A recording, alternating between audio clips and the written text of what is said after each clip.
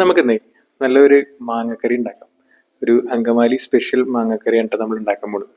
അങ്കമാലിക്കാരുടെ മാങ്ങക്കറി ഭയങ്കര സ്പെഷ്യലാണ്. മാങ്ങക്കറി മാത്രമല്ല, അവരുടെ പോർക്കിറച്ചിയും ഭയങ്കര സ്പെഷ്യലാണ്. അപ്പോൾ ഇതിന് വേണ്ടിയിട്ട് നല്ല കട്ടിയുള്ള മാങ്ങയാണ് നമ്മൾ എടുക്കണം. എന്നാൽ ആ മാങ്ങ കഷ്ണങ്ങൾ വെന്ത് കഴിയുമ്പോൾ ഉടയാതെ നമുക്ക് കിട്ടുള്ളൂ. അല്ലാത്തതൊക്കെയാണെന്നുണ്ടെങ്കിൽ പെട്ടെന്ന് ഉടഞ്ഞു പോകും. അപ്പോൾ കഴിക്കാനൊരു രസം ഉണ്ടാവില്ല. അപ്പോൾ വീഡിയോ അവസാനം വരെ കാണാൻ മറക്കരുത്. കാരണം ലാസ്റ്റിൽ നമ്മളൊരു സ്പെഷ്യൽ ഇൻഗ്രീഡിയൻറ്റ് കൂടി ഇതിനകത്ത് ചേർക്കുന്നുണ്ട്.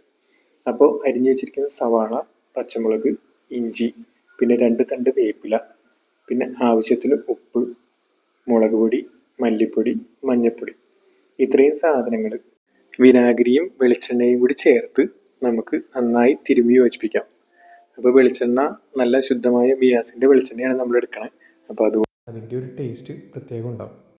അപ്പോൾ ഈ തിരുമ്മിലാണ് ഇതിൻ്റെ മെയിൻ കാര്യം ഇരിക്കുന്നത്. നന്നായിട്ട് തിരുമ്മി യോജിപ്പിക്കണം, എന്നാലേ ഈ കൂട്ടിന് ടേസ്റ്റ് ഉണ്ടാവുള്ളൂ. അതുപോലെ തന്നെ നമ്മളിത് തിരുമ്മി യോജിപ്പിക്കുന്ന സമയത്ത് ഒരു പ്രത്യേക സ്മെല്ല്, അത് ശ്വസിക്കുമ്പോൾ തന്നെ നമുക്ക് ഒരു കിണ്ണം ചോറ് തിന്നാനുള്ള വിശപ്പുണ്ടാവും. അത്രയ്ക്ക് സ്മെല്ലാണ് ഇതിൻ്റെ കൂട്ടിന്. ഇനി ഇതിനകത്തേക്ക് നമുക്ക് മാങ്ങ ചേർത്ത് കൊടുക്കാം. മാങ്ങ ചേർത്ത് ഒന്നും കൂടി ഒന്ന് ചെറുതായി തിരുമ്മി യോജിപ്പിച്ചതിന് ശേഷം നമുക്ക് ഈ കൂട്ടിലേക്ക് തേങ്ങാപ്പാൽ ചേർത്ത് കൊടുക്കാം. നമ്മൾ 2ാം പാലാണ് ആദ്യം ചേർക്കുന്നത്.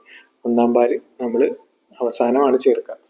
അപ്പോൾ 2ാം പാൽ ചേർത്ത് ജസ്റ്റ് ഒന്ന് ഇളക്കിയതിന് ശേഷം നമുക്കിത് അടുപ്പത്തേക്ക് വയ്ക്കാം. മൺചട്ടി, പച്ച വെളിച്ചെണ്ണ, പിന്നെ മസാല ചേർത്തുള്ള തിരുമ്മൽ, ഇതെല്ലാം കൂടി ആകുമ്പോൾ മാങ്ങക്കറിക്ക് ഒരു പ്രത്യേക ടേസ്റ്റ് ആയിരിക്കും. അപ്പോൾ ഇത് തിളച്ച് വന്നു കഴിഞ്ഞ് കഴിയുമ്പോൾ ഇടയ്ക്ക് ഒന്ന് ഇളക്കി കൊടുക്കണം. അതിന് ശേഷം ഇടയ്ക്ക് ഒന്ന് മാങ്ങ എടുത്ത് കോരി നോക്കി വേവ് പാകമായോ എന്ന് നോക്കാം. ഇനി അത് വേവ് പാകമായി കഴിഞ്ഞ് കഴിയുമ്പോൾ നമ്മൾ മാറ്റി വെച്ചിരിക്കുന്ന 1ാം പാൽ നമുക്ക് ചേർത്ത് കൊടുക്കാം.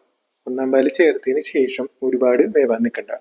പിന്നെ ഇതാണ് നമ്മുടെ കുക്ക്, അസൽ അങ്കമാലിക്കാരിയാണ്. അതുകൊണ്ട് തന്നെ മാങ്ങാക്കറിക്ക് അസാധ്യ രുചിയായിരിക്കും. അപ്പം ഇനി അതൊന്ന് തിളച്ചതിന് ശേഷം നമുക്ക് അടുപ്പത്തുനിന്ന് വാങ്ങി വയ്ക്കാം. അതിന് ശേഷം ഒരു ചട്ടി വെച്ച് അത് ചൂടായി കഴിയുമ്പോൾ അതിനകത്തേക്ക് വെളിച്ചെണ്ണ ഒഴിച്ച്, വെളിച്ചെണ്ണ ചൂടായി കഴിയുമ്പോൾ കടുക് പൊട്ടിച്ചിട്ട് വറ്റൽ മുളകും പിന്നെ അരിഞ്ഞു വെച്ചിരിക്കുന്ന ചുവന്നുള്ളിയും ചേർത്ത് നമുക്ക് മാങ്ങാക്കറിയിലേക്ക് താളിച്ചു കൊടുക്കാം. അപ്പോൾ നമ്മുടെ അങ്കമാലി സ്പെഷ്യൽ മാങ്ങാക്കറി റെഡി ആയിട്ടുണ്ട്. ഇനിയാണ് ഞാൻ ആദ്യം പറഞ്ഞ ടിപ്പ്, അതായത് ഇതിനകത്തേക്ക് കുറച്ച് പഞ്ചസാരയും പിന്നെ പെരിഞ്ചീരകം പൊടിച്ചതും നമ്മൾ ഇതിനകത്തേക്ക് ചേർത്ത് കൊടുക്കും. എന്നിട്ട് ഒന്നുകൂടി ഒന്ന് ഇളക്കി യോജിപ്പിച്ചതിന് ശേഷം ഒന്ന് സെറ്റാവാൻ വയ്ക്കും.